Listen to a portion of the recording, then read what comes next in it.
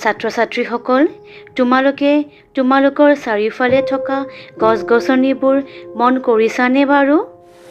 এই গছ-গছনিবোৰৰ কিছুমান গছ বৰ ডাঙৰ হয়। কিছুমান গছ আকৌ সৰু হয়। কিছুমান গছ মাটিত হয় আৰু কিছুমান গছ পানীত হয়। সৰু ডাঙৰ মাটিত নাইবা পানীত থকা সকলো প্ৰকাৰৰ গছকে উদ্ভিদ বুলি কোৱা হয়।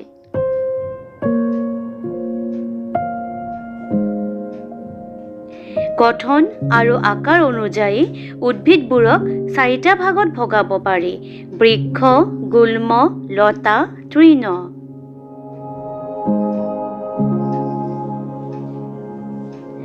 বৃক্ষ: যিবোৰ গছ ডাঙৰ, গা-গছ শকত, টান আৰু ডাল-পাতেৰে ভৰি থকা তেনেধৰণৰ উদ্ভিদক বৃক্ষ বুলি কোৱা হয়।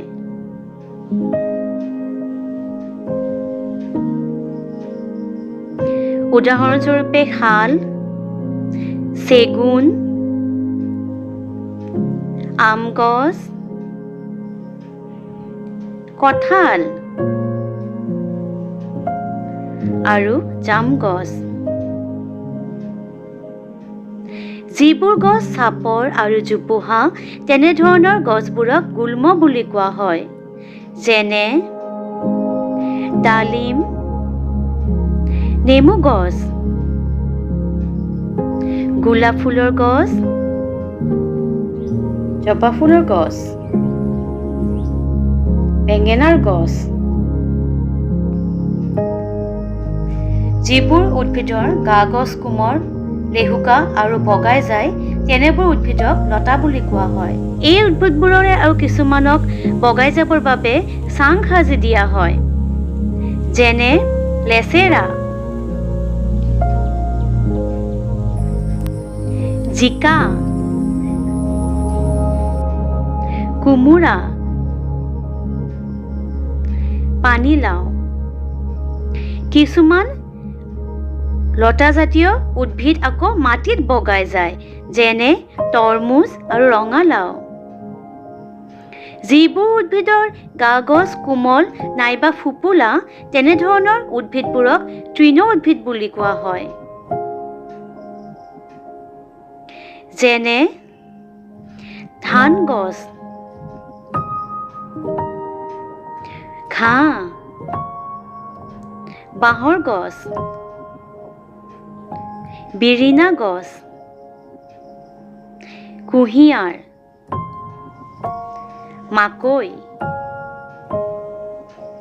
ছাত্ৰ-ছাত্ৰীসকল, আশা কৰিছোঁ তোমালোকে আজি বিভিন্ন ধৰণৰ উদ্ভিদৰ বিষয়ে জানিলা, নহয় জানো? কোনবোৰ উদ্ভিদ দেখিবলৈ কেনেকুৱা হয় তাৰ বিষয়ে তোমালোকে ভালদৰে জানিলা। ছাত্ৰ-ছাত্ৰীসকল, উদ্ভিদৰ পৰা আমি এতিয়া কি পাওঁ ভাবি চাওঁ আহাচোন। উদ্ভিদৰ পৰা আমি ফল-মূল পাওঁ। উদ্ভিদৰ পৰা আমি বিভিন্ন ধৰণৰ ফল-মূল পাওঁ। যেনে আম, কঁঠাল, জাম, আপেল, তৰমুজ, আনাৰস, নহয় জানো? তাৰোপৰি উদ্ভিদৰ পৰা আমি বিভিন্ন ধৰণৰ শাক-পাচলি পাওঁ। যেনে গাজৰ, বিলাহী, বন্ধাকবি, ফুলকবি, নহয় জানো? উদ্ভিদৰ পৰা আমি বিভিন্ন ধৰণৰ ফুল পাওঁ। তগৰ ফুল, জবা ফুল, পদুম ফুল। ইয়াৰ উপৰিও উদ্ভিদৰ পৰা আমি বিভিন্ন ধৰণৰ ঔষধি গছ পাওঁ। এল'ভেৰা, শগুনী লতা, তুলসী পাত, হয়নে? আৰু উদ্ভিদৰ পৰা পোৱা কাঠেৰে আমি ব্যৱহাৰ কৰিব পৰা বিভিন্ন ধৰণৰ আচবাব তৈয়াৰ কৰি ল'ব পাৰোঁ। যেনে চকী, মেজ। আৰু আটাইতকৈ ডাঙৰ কথাটো কি জানানে? উদ্ভিদৰ পৰা আমি ছাঁ পাওঁ, গছৰ ছাঁ পাওঁ আৰু অক্সিজেন পাওঁ, যিটো নহ'লে আমি জীয়াই থাকিব নোৱাৰোঁ। ছাত্ৰ-ছাত্ৰীসকল, আশা কৰিছোঁ তোমালোকে ভালদৰে বুজিলা। এতিয়া তোমালোকে এটা গৃহ কাম কৰিবা। বিভিন্ন ধৰণৰ গছৰ পাত সংগ্ৰহ কৰি এটা ফটো এলবাম তৈয়াৰ কৰিবা। লগতে পাতবোৰৰ নাম লিখিবা। ধন্যবাদ।